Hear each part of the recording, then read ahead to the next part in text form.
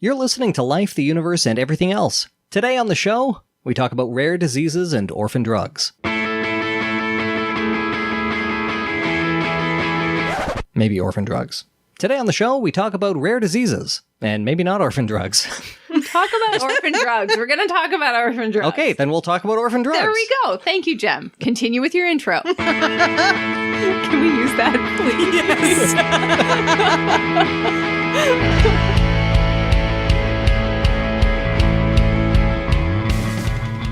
Life, the Universe, and Everything Else explores the intersection of science and society. If you have questions or comments about the show, or you'd like to suggest a topic, you can find us on Twitter or Facebook, or send us an email at lueepodcast@winnipegskeptics.com. Show notes and references can be found at lueepodcast.com.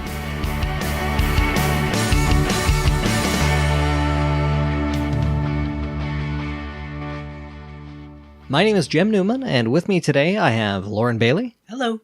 Ashlyn Noble. Hi there. And Laura Creek Newman. Hello. This month we're talking about rare diseases. I feel like this podcast is coming out a little bit late, since Rare Disease Day is the last day of February every year, but we're talking about rare diseases nonetheless. The idea of a rare disease is, I think, pretty self-explanatory to most people, if a little vague. So today what we're going to do is we're going to talk about some specific rare diseases, but I'm also interested in discussing what we're trying to do about them. That is to say, some of the public health responses to problems unique to rare diseases. And diseases that aren't really rare, but are kind of rare in some respects. So for the purposes of this discussion, it's worth asking, how rare is rare? Laura? The definition of a rare disease does vary a lot from country to country and region to region. So in the US, the definition of a rare disease is a disease that affects less than 200,000 people. So approximately 1 in 1,500. 200,000 people in the US or 200,000 people in the world? In the United States. Okay. Yeah, that's actually really good because as I was reading the research there, it wasn't entirely clear based on the way that it was the statements were written, even on the NIH websites and that. And with the most common census data, it's actually closer to 1 in every 1,600 people. Sure. I'm taking this from the NIH website. So, okay. And they did say approximately 1 in every 1,500. In the EU, it's defined as approximately, or a disease that affects approximately 1 in every 2,000 people. And in Japan, it's defined as 1 in every 2,500 people. So in some parts of the world, rare is rarer than other parts of the world. Yeah, and none of those definitions strike me as like super, super rare. You might know somebody easily with many rare diseases under that definition. And that's a really good point. Because while a lot of these diseases don't have all that many people affected by them, there are approximately 7,000 diseases that are categorized as rare. Mm-hmm. So when you look at the population of Canada, it's estimated that approximately 1 in 12 people is living with a rare disease. Wow. So someone living with a rare disease is far more common, but anyone living with a specific rare disease is rare, uncommon in most cases. Listeners might be noticing that we haven't mentioned the definition of a rare disease in Canada. That's because Canada doesn't actually have any officially recognized definition of a rare disease, which according to patient advocates makes developing a comprehensive framework for battling rare diseases difficult. That's a good point. We're going to get into that a little bit later. However, most countries in the developed world do have some kind of a definition and a framework for rare diseases, but they didn't always go hand in hand. So one of the best known ones for us, again, our neighbors to the south, their definition for rare disease and the framework for treating them came in at the same time. It was baked into the same legislation, but that wasn't always true. For example, in the EU, their legislation for orphan drugs and rare disease treatments didn't come in until 2000. Wow. The European definition also has a caveat that isn't present in the American definition, which is that a disease is only considered a rare disease for the purpose of these incentives that we'll get into if it is life-threatening or chronically debilitating. Oh, so it doesn't count unless it's going to seriously screw up your life. Yeah. Interesting, because their framework for their orphan drugs is actually far more broad than that. So that's really interesting. And again, that's another difference around the world, that to be categorized as a rare disease is narrow, but then their treatment of orphan drugs, which is the legislation that goes along with it, is much more broad. So we'll talk about that in a minute. The United States actually also has an interesting caveat with their definition, which, if you'll notice when Laura said that it's a condition that affects fewer than 200,000 people in the United States, that's pegged to a specific number. It's currently about 1 in every 1,500, 1 in every 1,600 Americans. But as the population grows, you're going to see certain diseases falling off the list of rare diseases because they're no longer quite rare enough, because the number of cases of that disease will grow with the population, and it might outstrip that 200,000 people line. Or even if the number of cases doesn't grow, but like the diagnostic criteria or whatever changes, or you get better at diagnosing it. Although in that case, if the diagnostic criteria widens, then any definition would make it less rare. Mm-hmm. It would also be if we came up with treatments that prevented early death and allowed transmission of the disease. So one thing to know about rare diseases, the way that they're classified, the types of diseases, 80% of them are genetic. So very few are infectious or some other type of disease like that. And many, many of them do affect children. In fact, about 30% of kids with rare diseases won't see their 5th birthday. Ow. So it is. It's really terrible, and it's really, really sad. And it contributes to them being super rare. So if we found a treatment that allowed these individuals to actually live and then have children of their own, perhaps, now those genes may, now I'm not a geneticist, but it might be more likely that they could get passed on. And so then it becomes part of the population. You know, this is something that, for example, we see in cystic fibrosis. Like when, half a century ago, people barely lived into their teens with cystic fibrosis. Now it's very common for people to be able to live into adulthood, well into adulthood for some of them, and they're having their own children.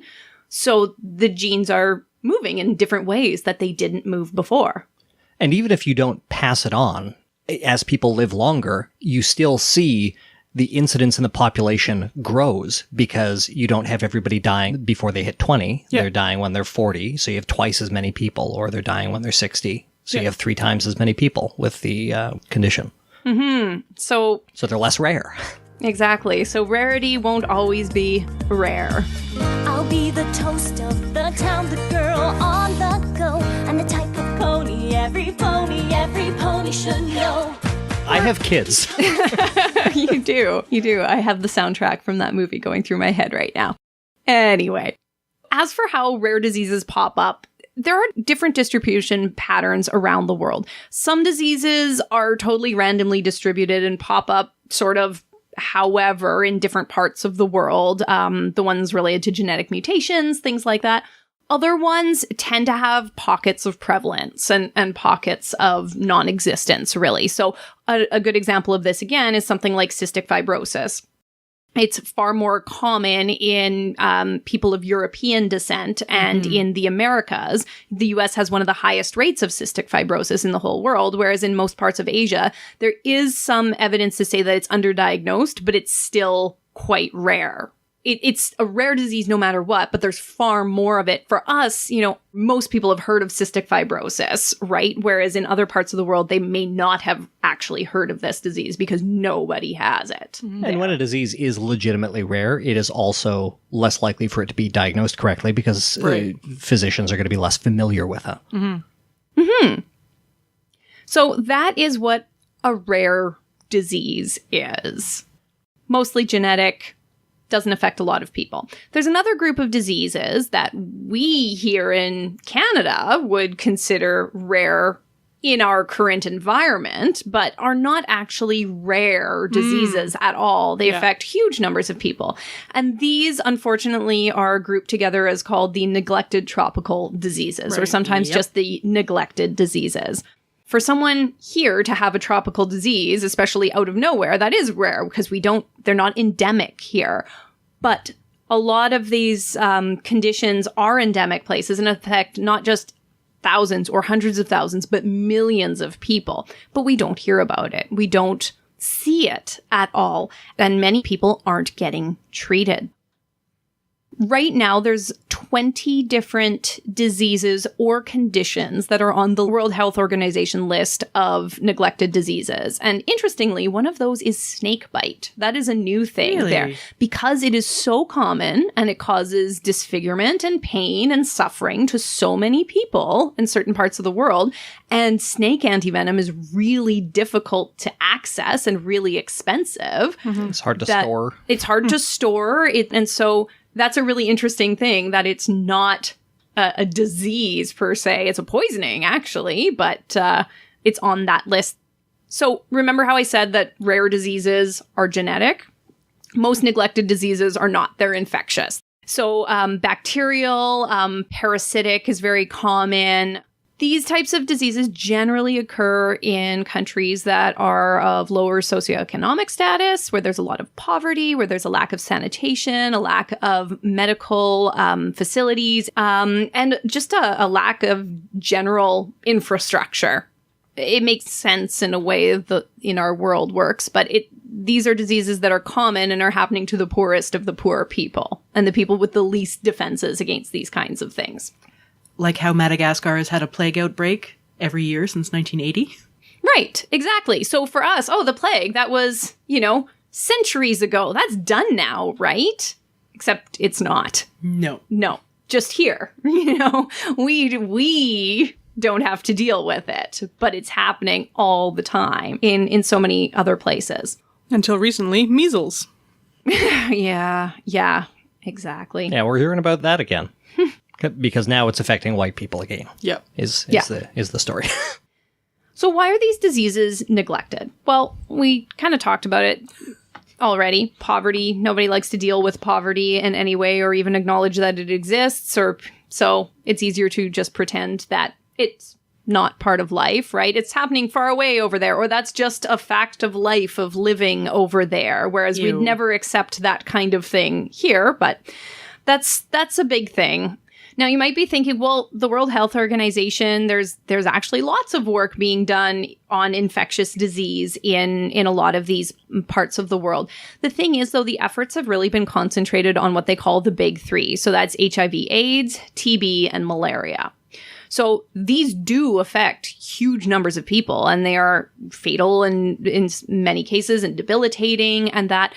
But they're not the only ones. But they're not the only ones. And the huge numbers of people that are affected every year or just constantly by these other neglected diseases is not small compared to the big three.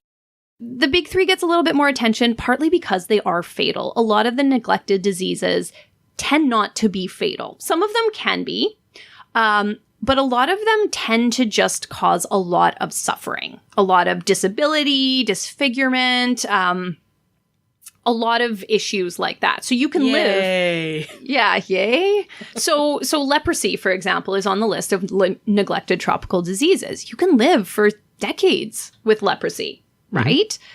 So I guess why, if you're not going to die immediately, it seems some people might say, it's hard to put our resources there. With limited resources, we want to deal with the ones that are either highly, highly infectious, which actually a lot of these neglected diseases are highly infectious. Not leprosy, though. Leprosy is actually not very infectious. Right. Some of them are, but some of them aren't.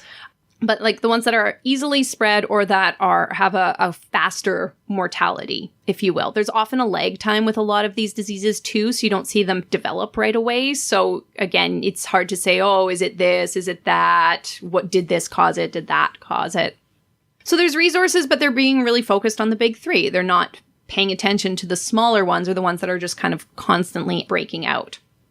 There is a bit of a social stigma around accessing or having access to treatment, unfortunately, especially because so many conditions cause disfigurement and problems like that. There's some social stigma around it. It makes it difficult to make a societal change to get people to be able to access treatment or even bring treatment in for things. So that is a big challenge too.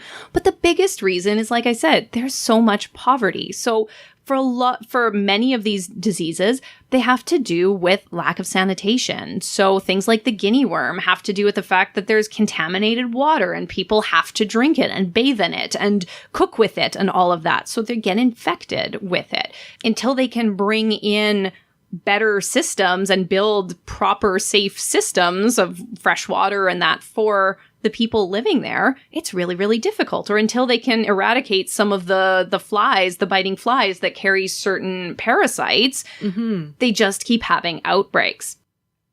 It's actually not expensive to treat a lot of these neglected diseases. Many of them are less than $1 per case to treat it. That's heartbreaking. It is. Part of the problem, though, is that the countries can't afford the millions of dollars that they would need to spend.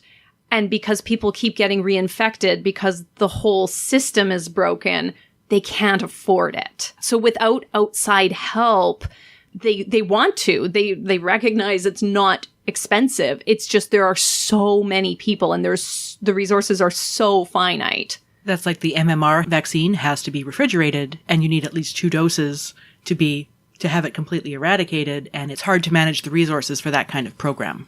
Absolutely. It is a difficult situation, and a lot of people will argue, like, yeah, we can treat the cases, but what we should really be doing is trying to deal with the situation there. So then it just gets less likely that people get infected in the first place. Or if they get infected, they're not reinfected immediately, and so on and so forth. It's so hard when there's 8 different directions that you could be concentrating on and there's not enough resources to go around. Exactly. I mean, there are enough resources. I mean, one of the reasons that are being committed to the problem. One of the reasons these areas are so poor is the, centuries long legacy of colonialism. And one of the reasons that North America and Northern Europe are so rich is because of the centuries of exploitation of the global South. Cough it up, Bezos, you coward. So this is our responsibility as much as it's anyone's responsibility. Of course it is. I mean, the world gets smaller every day. It gets harder and harder to claim that that's their problem and not our problem, especially if we can very easily go places and do things without thinking about it.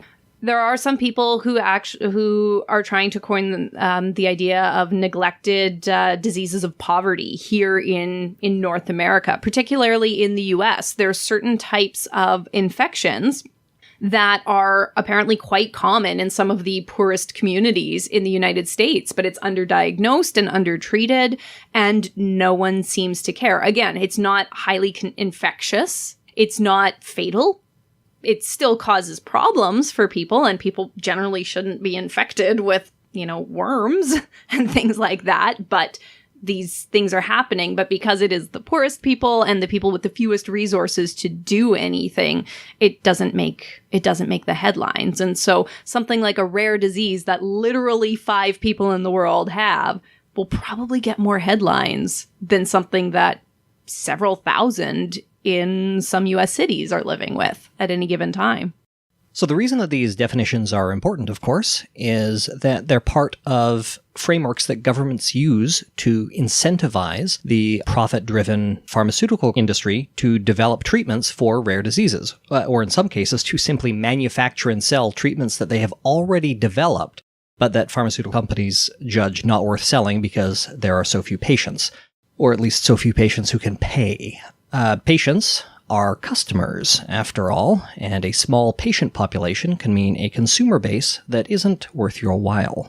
So what are we doing about it? As Jem said, we need that framework to deal with something. It's that whole idea that if we don't have a diagnosis, we can't always do something to treat it, or we don't know how to move forward on something. We need sort of an idea of what the issue is, and then we can build other frameworks to match that. So we mentioned the Rare Disease Act, or sometimes it's called the Orphan Diseases legislation. It's generally paired with some kind of an orphan drug legislation. And the reason that they were put into place, like Jem said, is to get pharma companies to actually put resources into making these medications. When you only have a few thousand people that are going to pay for this medication, it's not really worth it, right? It's a lot of money. It's a lot of effort to put into it. And they know that they could just make medications for more common diseases. And so they would just put their resources into that. So the Orphan Drug Acts, depending on where they're generally a framework that give special perks to companies for developing or maintaining some of these drugs as well, because there's some medications that are really only good for one thing, and so it's to make sure that they keep producing it rather than just not producing it at all. That kind of falls within that framework as well.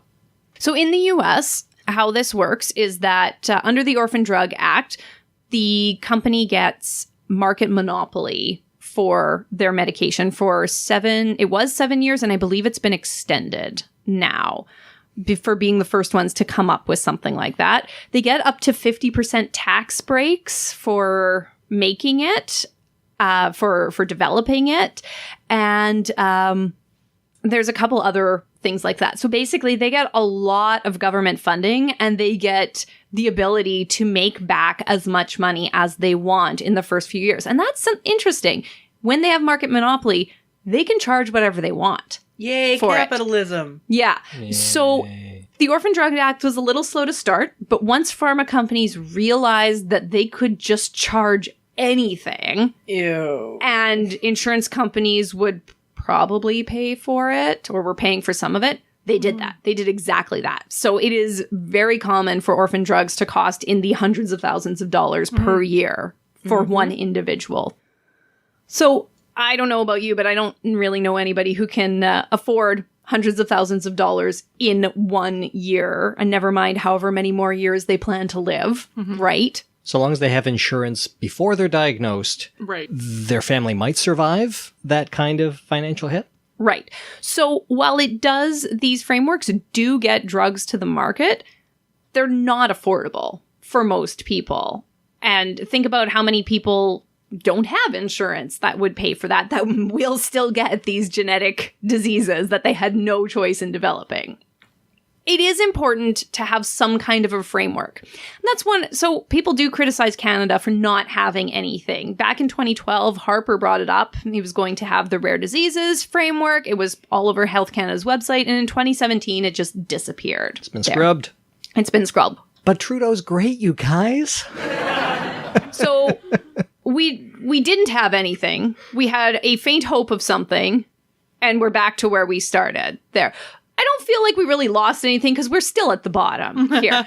What is being said, though, is that the people sort of in the know on this topic are saying, yes, we do need something, but it shouldn't look like any of the existing frameworks right now, because even the EU's framework works very similarly to the US's. So yes, there's more orphan drugs. Yes, they get these drugs passed a lot faster. Health Canada is very slow in accepting new things. However, there's well-known problems with this system, like the financial exploitation of people who definitely don't have the means. So if we were to get something, hopefully we'd get something else a little bit. As I alluded to earlier, the US has stricter guidelines than the EU does for it. So the EU specifically allows for things like vaccines and snakebite antivenoms in there to help encourage development of medications and treatments for some of these neglected diseases. I don't know how many pharma companies have taken them up on that, but it is interesting that they made it intentionally broad like that. So it wasn't just restricted to those rare cancers, rare genetic diseases that we're accustomed to thinking of here, but thinking a little bit more globally. One other thing I should mention, with those neglected diseases, while they're not endemic here for the most part, some of them are starting to make a bit of a comeback. We have global travel, right? So people frequently travel all over the place, pick up something. And again, if you pick up something that has a lag time of weeks, months, years even, you come back here, how many people did you unknowingly spread it to, depending on the severity of that? And also there's climate change happening as well. That's allowing some of the things that, parts of the southern US are definitely tropical, definitely can support the growth of some of these things. They haven't had it for many, many years, but it's starting to come back. I'm worried about just scaring affluent white people into caring because it might affect them, though. I really think that mankind is your business. Certainly. I didn't say that to make us feel like, oh, it could happen to me, now it matters, because it should matter no matter what. Yeah. And even if it doesn't, even if it's not infectious, I'm thinking of things like Chagas disease, where you could go and pick that up and not know for 20 years. Well, that's specifically one of the ones that is spreading. So if you go to donate blood in Canada with Canadian Blood Services, they ask you that question if you know somebody who's been diagnosed with it, or if you've ever had it, because it has such a long lag period. And it's easy to bring it back without knowing. Our listeners might not know about Chagas disease. Can you give a brief description? It is contracted by the bite of an insect, I think. And it basically gets into your heart fibers and makes them really stiff and leads to heart failure 20, 30 years down the road. And you can see it in like a slice of heart tissue, but otherwise it's pretty difficult to diagnose until you start dying. Trypanosomiasis. It is spread by kissing bugs. So they will... Why would you kiss a bug? Just what the bug is called. They will bite you in the night and then defecate in the wound and give you this happy little disease. Yay. So don't kiss them. That was your first problem.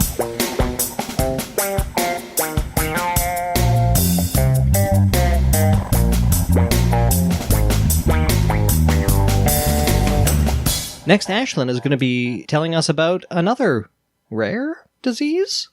So I'm going to be talking about diabetes today. What's that? Never heard of it.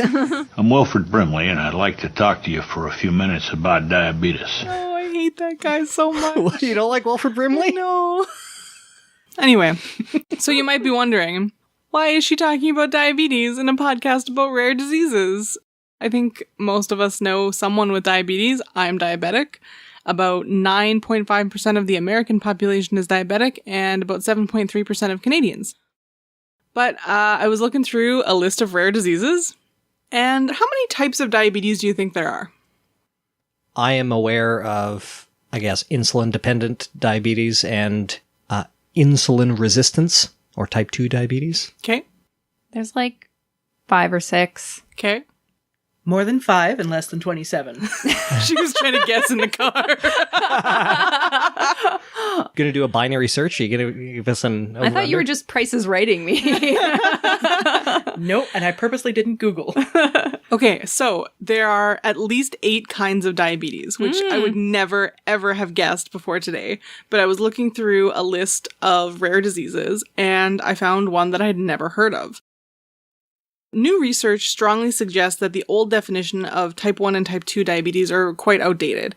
So I'm assuming that that's where Laura got 5 or 6 kinds. Yes. So it used to be... Does that include like gestational diabetes? Well, so Is that was like the big one? 3. Yeah. Okay. Gestational And then type 1, type 2 would be... Type 1 has been expanded into 3 different ones, I think. Just recently, it was like, there's different pockets of it. I always thought either your pancreas was squirting or it wasn't. I could really use a new pancreas if anyone has one, by the way. I keep offering, but she won't take mine. So there's definitely a few kinds of diabetes that are caused by autoimmune factors rather than quote-unquote lifestyle factors. And then at least 2 different subtypes of type 2 diabetes, which result in different kinds of progression and result in different kinds of damage to your body. Like one subtype, you're much more likely to get retinal damage, and the other subtype, you're much more likely to get kidney damage. So it would be really useful to patients if this was more widely recognized and they could get treatment that was best suited to their form of diabetes. Right. Mm-hmm. So then there's also gestational diabetes, which shows up when you're pregnant and is the fault of the father's genes. Oh, wow. Pretty much. So one of the coolest things I learned in my university career was the way that mothers and fathers' genes battle over baby size. And the mother's genes wants to keep the baby a reasonable size so that it can get out. And the father's genes are like, no, I want the mother's body to give this baby as many resources as possible. Make it as big as you can. Grow. Yeah. Gross. And so those 2 forces are battling it out and can result in gestational diabetes. Yay! Which normally goes away after delivery. There's also a super rare form that I'm not going to talk about. One of them is basically a mitochondrial disease that also results in blindness. So it is a type of diabetes that shows up and is sort of like halfway between type 1 and type 2, and also causes you to go blind over many years. And used to only be found in like 45 families and was definitely genetic. And now they've, I guess, found it in more places, more people, but it's still pretty rare. But the other one is called diabetes insipidus. Yeah, that's what I was going to say. That's quite the name. Yeah. Even a Google search for how many types of diabetes are there doesn't come up with this one. Because after I found this one on the list, I was Googling trying to figure out, like, are there other diseases that are diabetes but are not, in the normal diabetes mellitus group? Everything is diabetes. Everything is just a different version. Yeah, I'm a diabetes. So, it's totally unrelated to diabetes mellitus. But they share that first name because the hallmark of both types of disease is that you make a lot of urine, like a lot. Sorry, which one is mellitus? Mellitus is what we commonly know as diabetes. So type 1 and type 2 are both, if you ever see the shortened form, it's like DM. So DM for diabetes mellitus. And the mellitus refers to the sweetness of the urine. Yeah. Right. So in diabetes that time. mellitus So honey is urine, lots of sweet pee. Yep. And that's how it would be diagnosed by the Greeks. How it was diagnosed in ye olden times. Yeah, I'm glad that if I do write the MCAT, it's not a Greek MCAT that I'll be writing. You don't want to lick pee? I would rather not. This is not an episode of House. Or no, Ross and Carrie. So Laura probably has a leg up on here, so she can go last. But what is a normal amount of urine to pass per day, do you think? Take a wild guess. Is it a coffee day or a water day? It's always a coffee day for Jem. It's always a coffee day for me. However, the diuretic effects of coffee are basically negligible if you consume caffeine on a regular basis. It's essentially not a diuretic anymore. I would say 1.25 liters. Okay. I mean, there is a range, right? So 2 liters. Okay. Well, it's going to be proportional to what you drink for the most part. So an average person, 2 to 3 liters. But if you drink a ton of water during the day, then it could be 4 liters, 5 liters, depending on how much you drink. How many times do I want to step away from my desk during the day? Exactly. That's a really high guess because the range that I found was 800 mil to 2000 mil. So just under 1 liter to 2 liters is a normal range. So a person with diabetes insipidus can produce up to 20 liters of urine a day. What? Can you imagine going to the bathroom that much? Nope. I'm just imagining them walk into the bathroom and walk out as a raisin. So insipidus means weak or watered down, since the urine produced by these patients is extremely dilute. One of the ways that you can diagnose diabetes insipidus is to withhold water from the patient and observe them. So someone with, I'm just going to start saying DI because that seems way less syllables, is to withhold water from them. Someone with DI will produce the same amount of extremely dilute urine for a dangerously long time, even if they're not getting water. So their body will just keep It's not producing proportional it at to their all. intake, which it Exactly. should be. So obviously the biggest danger of this disease is dehydration and seizures that can result from dehydration. Right. So you just have to keep getting that water into you. There are several different causes of DI, and they don't seem to be super related. So they're caused by different things with other causes of those causes, if that makes sense. So this can happen to you for different reasons depending on what exactly has gone wrong in your body. The first one that you have to rule out, dipsogenic diabetes insipidus, can cause production of large amounts of diluted urine, but the underlying cause is drinking an excessive amount of fluids. So that is something that you have to rule out. We've discovered perpetual motion. But it can be caused by damage to the hypothalamus, and so your thirst regulation mechanism isn't working right. So you're always just thirsty. Keep drinking, even though your body doesn't need that much water. So that is the first thing that you need to rule out. And so it's just a method of homeostasis, basically. You're drinking so much, so you pee a lot. Yeah, exactly. And, So, yeah. So the treatment for it basically is to tell the patient to suck on ice chips or sour candy or something, because right now we don't have a way to treat your thirst mechanism screwed up, unfortunately. So that can be one of the hardest and most frustrating things about that type of the disease. There are two more common versions of it.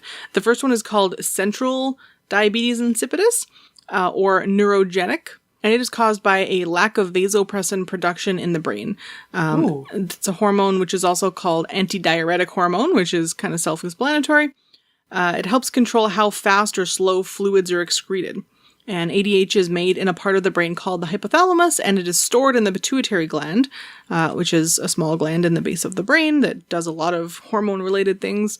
So neurogenic diabetes insipidus can be either a failure of production in the hypothalamus or a failure of release at the pituitary. So either of those things going wrong can screw up your production of this very important hormone. Some causes of that failure can include head injury, benign tumors, leukemia, autoimmune disorders, granulomas, but there is also a super rare genetic variation that causes the neurogenic version. But in something like 30% of cases, the cause of that failure to produce enough vasopressin is just unknown. We don't know why. It doesn't work, but it just doesn't work. Neurogenic diabetes insipidus is generally treated with vasopressin mimicking drugs like desmopressin, so we just give you the hormone you're not making enough of. Pretty simple. Nephrogenic diabetes insipidus, on the other hand, is a form of DI that is caused by malfunctioning kidneys. So instead of not making enough vasopressin, your kidneys just don't react to vasopressin properly. And so they release way too much water from the body. They're not concentrating your urine the way that you should. The symptoms are pretty identical, like super, super thirsty all the time, and the risks of dehydration and seizures are similar. The most obvious cause is a kidney or systemic disorder like amyloidosis or polycystic kidney disease.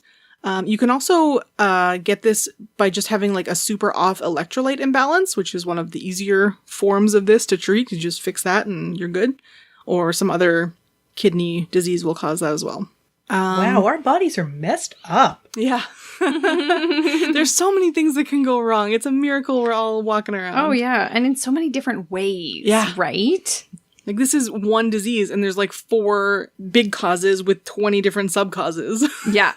You can also acquire nephrogenic diabetes insipidus by things like high blood calcium and lithium toxicity. I'm so happy 'cause today found my friends in my head. So you can get this from drugs that you're taking. Exciting.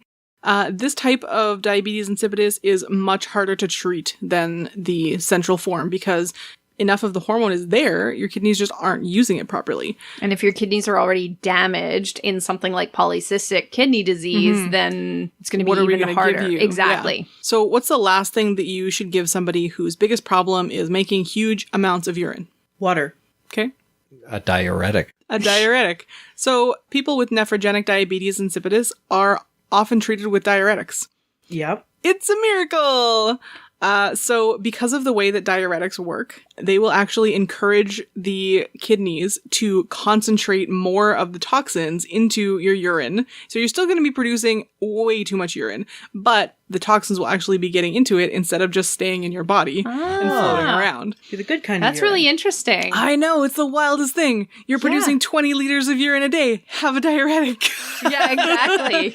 Squeeze out every last drop. Right? But part of the problem with rare diseases like this is that we have this drug that kind of works for one of the problems, which is your electrolyte balances go nuts, and you often will, even though you're peeing all the time, you're holding on to all the sodium that you should be getting rid of. So that's a mess. So we have this one drug that kind of works, but if we were able to put more research money into a disease like this, maybe we could find something that works better and isn't just like sort of a mistake that we realized works, right? But I thought all the money going into diabetes was to shame people. People with this nephrogenic diabetes, they need to consume enough fluids to equal the amount of urine produced. So the answer is not, I'm peeing too much, so I need to drink less water. They just need to keep taking in a ridiculous amount of water, which must be so hard. All day long. Yeah. That's all you do all day long. Can you get one of those prescription sippy cup hats? And yeah, and then the first-line treatment drug-wise is something called hydrochlorothiazide, which is a diuretic. Okay, so I copy and pasted this explanation, which I think is really cool, but I couldn't really paraphrase it. So, thiazide is used in treatment because diabetes insipidus causes the excretion of more water than sodium. This condition results in a net concentrating effect on the serum, increasing its osmolarity. This high serum osmolarity stimulates excessive thirst in an attempt to dilute the serum back to normal and provide free water for excreting the excess serum solutes. So, you are drinking too much water because you're really thirsty because there's too much sodium in your blood and you're not getting rid of it. However, since the patient is unable to concentrate urine to excrete the excess solutes, the resulting urine fails to decrease serum osmolarity and the cycle repeats itself, hence excessive urination. Thiazide diuretics allow increased excretion of sodium and water, thereby reducing the serum osmolarity and eliminating volume excess. Basically, thiazides allow increased solute excretion in the urine, breaking the polydipsia polyuria cycle. So it tries to break the drinking too much and peeing too much cycle by getting rid of the sodium in your blood. So that is diabetes insipidus. Gestational diabetes insipidus is also possible. Oh my God. Interesting. Yeah. So it is because... This Venn diagram is getting way too complex. an enzyme made by the placenta breaks down the mother's vasopressin. And so that screws up your ability to excrete water properly. And you can just treat it again with that desmopressin, which I guess it doesn't get broken down the same way by the... Or you would dose it so that it would sort of even have itself enough. out. Yeah. Yeah, so, and almost all women who develop gestational diabetes insipidus have a pretty mild case that doesn't cause super noticeable symptoms, and it goes away after delivery. I had not heard of that one. Like the gestational one? I think that probably, this is pure speculation on my part, when you're going through pregnancy, all kinds of weird things are happening to your body anyway. So much And so weird shit. having to drink a lot and pee a lot doesn't register on the scale of weird shit that's happening, and you just deal with it until delivery. Well, isn't that something that's one of the stereotypical... Yeah, because your bladder is being compressed. And Well, and you're just thirstier because you're supporting a bigger blood volume and stuff like that. So Someone's tap dancing on your bladder. yeah, exactly. So it's kind of like, how much thirstier am I, right? And so it doesn't really get diagnosed unless it's pretty extreme and you get the blood test and you figure out that this vasopressin is just not working anymore because it's being broken down by a enzyme secreted by the placenta. Bananas. Bodies are weird. Holy moly. Just goes to show that babies are alien invaders. Parasites, yes. Parasites, for sure. So now you know more about diabetes than you did before.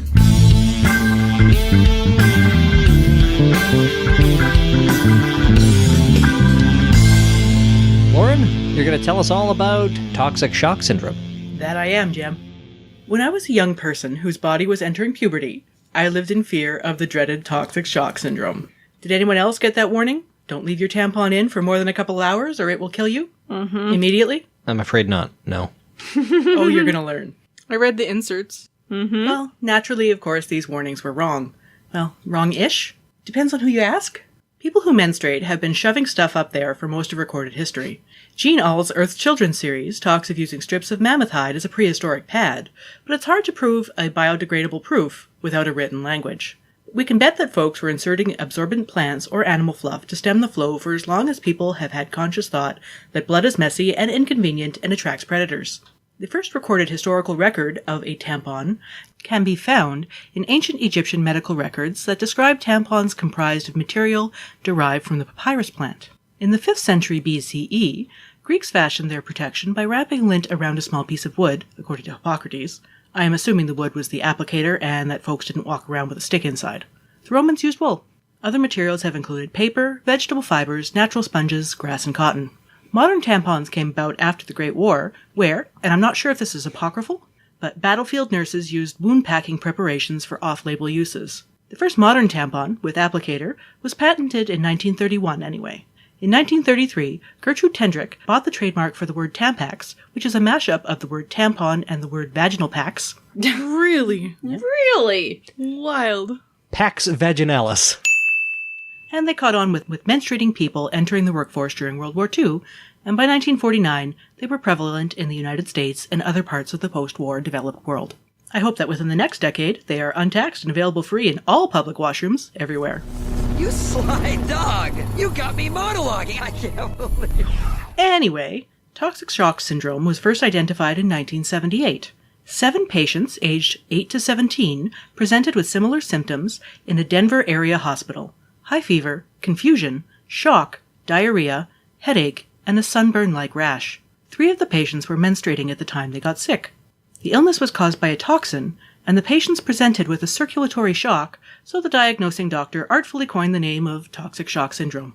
TSS is caused by toxin TSST-1, which is produced from the bacterium Staphylococcus aureus. Which is everywhere. Yeah, it's just a vaginal staph infection. Staph infections have different effects on different people. Some folks are asymptomatic. Some break out in hives or in pimples, and some people get food poisoning. Well, in a different way to get staph. When TSST-1 crosses the vaginal mucosa and enters the bloodstream, it can result in bodily effects that include low blood pressure, organ failure, or death. TSS can occur because Staph aureus contains what are called superantigens. Antigens are substances that our T cells bind to. Normally, some T cells bind to antigens and then display them on their surface to show other T cells that the infection is being dealt with. It's a, hey, I've got this one, guys. Superantigens, however, skip the displaying step, causing more T cells to be activated. Oh. Yeah, that's not good. These activated T cells then go on to release cytokines, which are proteins that cause inflammation. Normally, inflammation is a good sign, as it is the result of the body increasing blood flow to an injured area in order to heal it. Makes sense. But too many T cells release too many cytokines, which cause too much inflammation in a process called a cytokine storm. TSS is generally treated with intravenous antibiotics, both in hospital and for 6 to 8 weeks after with a PICC line. Medications to stabilize blood pressure are also prescribed, and gamma globulin to boost the immune system. But why, after literal millennia of people using tampon or tampon-like items to staunch menstrual flow, was this new toxin-based disease showing up in the late 1970s to early 1980s? Because we as a society had come to rely on a different type of tampon. Rely was a Procter & Gamble produced tampon that first came to market in 1974. Rely was shaped like a tea bag, ow, and could expand to 3 times its own volume and absorb, take a wild guess, 3 ounces. 1.25 liters. Jim, what do you know about menstruation? Because I don't think it's much. 20 times its own weight in liquid. Holy crow. Well, what was its weight? I want to know if I was right. I don't know. How heavy is a tampon, Ashlyn? Not much, but exactly. Times 20 might be 3 ounces. I don't know. Mm-hmm. It's a true story. Yep. So this absorbency changed it inside to a mushroom-shaped mass. No. I can't God. even fathom how heavy that would feel. Just bad. Just bad all around. This super tampon was made of polyester foam and chips of carboxymethylcellulose. Oh my god. A gelling agent. I'm imagining the spray foam that you used to like seal. Yeah. Welcome to vaginal health, Jem. So both this polyester foam and these carboxymethylcellulose, they allowed this tampon to absorb liquid like a modern-day baby diaper in a swimming pool. There were reports of people using just one of these Rely tampons for an entire period. Oh, dear God. And then I thought about the extraction process, and I did a full-body cringe. Oh, God. That can't have been common. Like, that's got to be one of those things that, like, everybody's heard the story, but how many people actually did it? It was recommended. Oh, what? Use one and you're done? Yeah. Protection you can rely on. In 1980, there were 812 period-related cases of TSS, and we reached that magic number that still shows up on the inserts in tampon packs, which is 10 in 100,000 menstruating people worldwide. The Center for Disease Control surveyed the infected people and found Rely use was linked to most of the incidents, and in September 1980, the brand was removed from market. Discontinuing Rely did not lead to the complete eradication of tampon-based TSS as hoped, nor did the complete removal of all polyester fabrics from tampon creation by 1990. Cases went down, but were still reported, especially in relation with using other superabsorbency brands of tampons. It had to be something other than polyester and carboxymethylcellulose. Oxygen. Vaginas are anaerobic and generally self-cleaning. That's why folks who have them shouldn't steam them. Thanks, Gwyneth. They shouldn't insert a vaginal cleaning or tightening stick. Stick? They look like cylindrical emery boards, and they're supposed to clean off. What? Yeah, it's a brand new thing. Yeah. Would you like to sand your vagina? 'Cause that's an option. Yep. Oh my god! What? Oh my... And the advertising picture has them on like a branch of a tree because they're supposed to be all natural.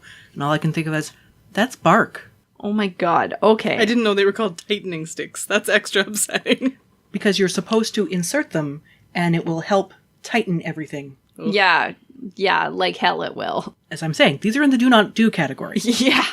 People who have had a gender-affirming vaginoplasty may be told by their surgical professionals to douche during the healing process, but if the vagina is producing healthy mucosa, you should not have to do any extra internal maintenance. Leave it alone. Menstrual blood produces a much higher pH than is normally present in the vagina, and this more alkaline environment is hospitable for bacteria, including staph. Superabsorbent tampons are larger than their normal flow counterparts and have more places for oxygen and staph to meet and to party.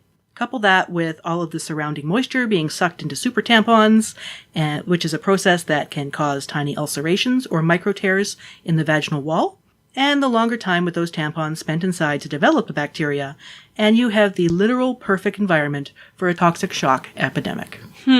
Toxic shock syndrome can occur anywhere that Staph aureus can get its preferred breeding ground, and it's not just present in a menstruating vagina. But around 80% of people are immune because they have developed TSST-1 antibodies. What I'm saying is, folks, it's rare. There were 24 reported cases in 2017. That's 24 cases in the United States? Worldwide. Worldwide. Whew. Still? That is Yeah. a rare disease. It is very rare. Definitely short of the 10 in 100,000 referenced on the tampon box insert. It is still important to do some basic prevention. Use smaller tampons if possible. Don't dry insert tampons when you are not menstruating. Don't practice. Please don't practice, especially if you're young, because this does occur in younger menstruating people than it does in people who have had a chance to develop more antibodies in their lifetime. Don't shove anything abrasive up there, ever, ever. Do not use these tightening wands. And of course, this is the most important one. Wash your damn hands before you change your tampon. Or your cup. Yes. Yes. Just washing your hands is good in general. Yeah. Wash your hands. Before and after you do anything. That's maybe a little extreme. Well. Jem's being treated right now. Hey, my psychologist gave me a pretty clean bill of mental health. Everything is pretty well controlled at the moment, so. But how are your hands? Clean. Yeah, he'll never stop cringing at the stickiness next to him at the table. Children are disgusting. It's a true story. They are. Speaking of mental health, we're going to end today's topic with a very rare disorder indeed, called the Cotard Delusion.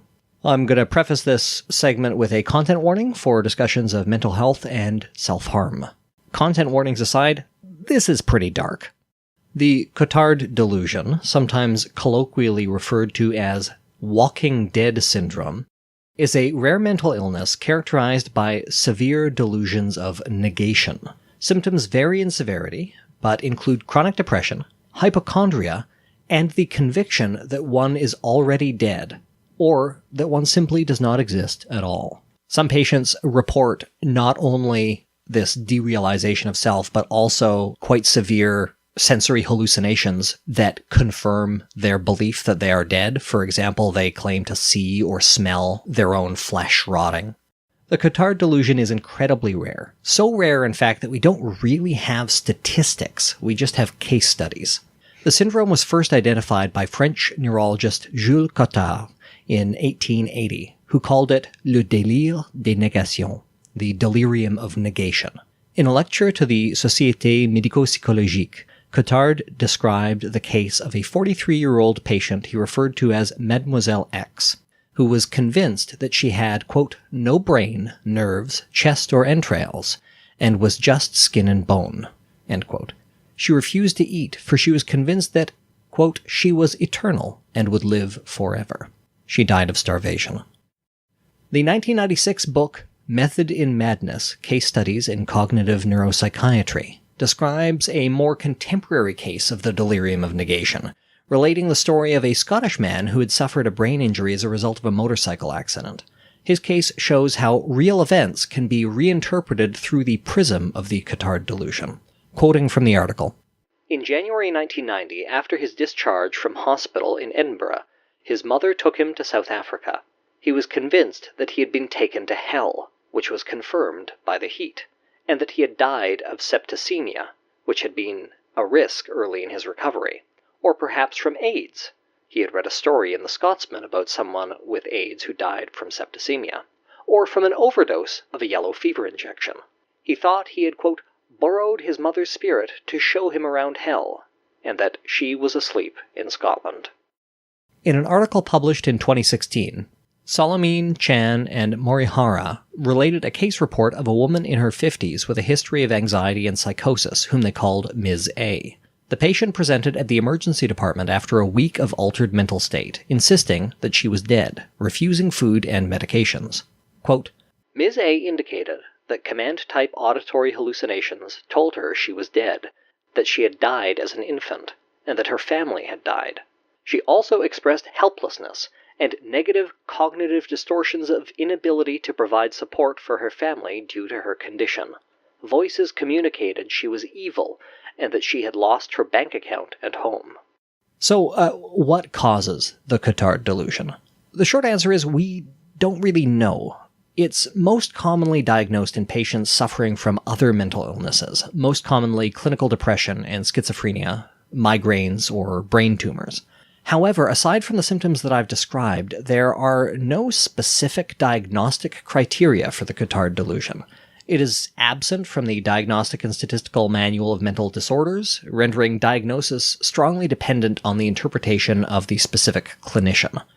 Researchers have compared Cotard to the Capgras delusion.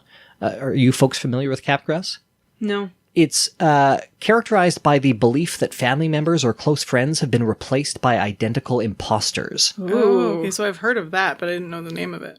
One hypothesis is that Capgras occurs in patients with a dysfunction in their parietal lobe. While patients are able to recognize their loved one's physical features, damage to the information processing subsystem of their brain prevents them from associating that recognition with the normal feeling of familiarity one would expect. So it's an affective problem. Mm-hmm. So you look at your wife and you know that that looks like your wife, but you don't feel that kinship that you expect to feel. You don't feel that recognition or familiarity. And so you believe that these people have all been replaced by imposters. Some researchers have supposed that just as patients with Capgras are unable to recognize others as really them, patients with a Cotard delusion may experience derealization of themselves. This is far from certain, however. Quoting again from Solomon et al. "The majority of computed tomography neuroimaging studies have found no gross structural changes in patients with Cotard delusion. A few investigations have associated Cotard syndrome with multifocal brain atrophy and enlargement of lateral and third ventricles, which may indicate a role for frontotemporoparietal circuitry in the pathophysiology of Cotard syndrome." So there are similarities between the changes to brain structure that are observed in the two conditions, but those similarities are not consistent. While we don't know what causes it, the Cotard delusion is treatable. Antipsychotic medications and mood stabilizers have shown significant improvements, as has electroconvulsive therapy, which, as we discussed back on episode 105, is a legitimate treatment for depression and not the torture that it is often depicted in film. The belief that one is already dead is a frightening prospect, but it's not as hopeless as it sounds. Unlike Mademoiselle X, Ms. A did not die. Quoting again from the case study. "Notably, frequent reassurance by social workers about finances and psychotherapy were of benefit, as Ms. A began to identify elements that were in opposition to her delusion. She began to believe that she was alive. The elements identified included her drive to eat, her medical condition, and the feeling of her heartbeat and the reassurance of others. The patient was discharged with in-home psychotherapy to further address anxiety and cognitive distortions." Solomine et al. Ends with the standard refrain that we would expect in a discussion of such an uncommon syndrome. Current studies remain limited as the syndrome is relatively rare, and to substantiate a hypothetical relationship, large cohort or cross-sectional studies are needed. Further research is needed to explore the pathogenesis of Cotard syndrome and possible methods of treatment. Wow. Scary stuff. Yeah. That's messed up. Anyone have any closing thoughts on rare diseases? Bodies are weird, yo. There's just so many of them. Yeah. Especially with the various definitions. Like, that still blows my mind, that statistic we talked about earlier, that 1 in 12 people has a rare disease. Mm-hmm. That's bananas. Yeah. That was something that I wouldn't say it was surprising. I wasn't shocked by it, but it was also a realization that, yeah, I probably know people that I've heard of these different things, and these are all rare diseases. And that, because I would have, before doing research in this, I would have thought of rare diseases as the kind of thing that you would see in those TV specials where, like, they've found 6 people in the world that have this thing, and like that, as opposed to, no, it's just less than 200,000 people. What are we talking about next month, Ashlyn? So, I want to talk about various forms of culture in non-human animals. Hey, I tweeted about that today. Yeah, really? About the chimpanzees. Oh, you didn't see that? The podcast also tweeted about that today. Oh, I don't go on Twitter like ever. That's very funny because when you said that, I assumed that you. Yeah, I tweeted about the fact that humans are destroying chimpanzee society. Yeah, they're turning into a monoculture. Yeah. Okay, well, we know what Jem's talking about. The most bummer of all possible takes on this topic. See you next month, everyone. Good night. Cheers. Bye. Laura's already reading her phone. Yeah. Life, the Universe, and Everything Else is produced by Jem Newman and Ashlyn Noble, with mix and tech production by Jem Newman. If you want to support the show, the best way to do that is with a review on Apple Podcasts or Stitcher, or by sharing an episode with a friend. Original music is produced by Ian James, and this episode was edited by Jem Newman.